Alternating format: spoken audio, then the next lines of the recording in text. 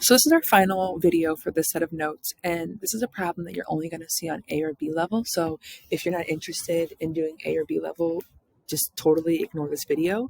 But I do want to show you how do you graph a stretch or compression? How do we graph it, right? So this equation right here, y equals 2x squared. From our notes, that is a stretch, right? Y equals 2x squared. So I'm going to say that in words first, that I'm stretching by 2.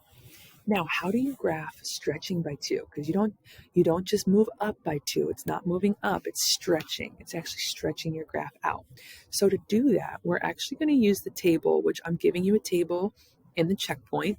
So if you see here, all of these orange points are listed in this table. Every orange point is listed. So this is my 0, 0. This is negative 1, 1. This is 1, 1, negative 2, 4, and 2, 4. All my points.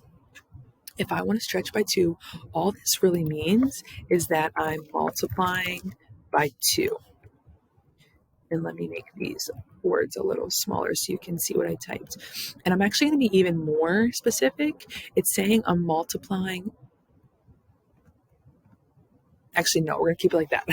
You're multiplying by 2, okay?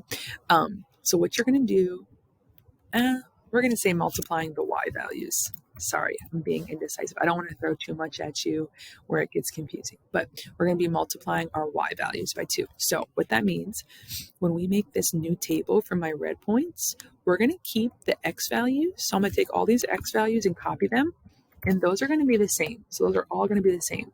But my y values, they're all going to be multiplied by 2. So here we go. 0 times 2 is going to stay 0.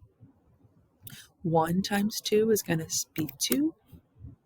1 times 2 is going to be 2. 4 times 2 is 8. 4 times 2 is 8. So all my y values got multiplied by 2.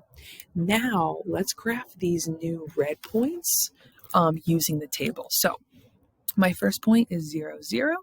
I'm going to pick up this red point and put it at 0, 0, which is over the orange point that I already have, which is fine. Okay. My next point is negative 1, 2. I'm going to graph this at negative 1, 2. Then I have 1, 2, positive 1, positive 2, which is here. Then I have negative 2, 8. I'm going to graph negative 2, 8.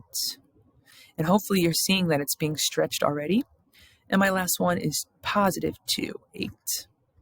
Positive 2, 8. So my red graph just got skinnier than my orange graph, which is what a stretch does. So if you want to graph a stretch or even a compression, same thing, take your table and multiply your y values by whatever number I'm giving you. So hopefully that will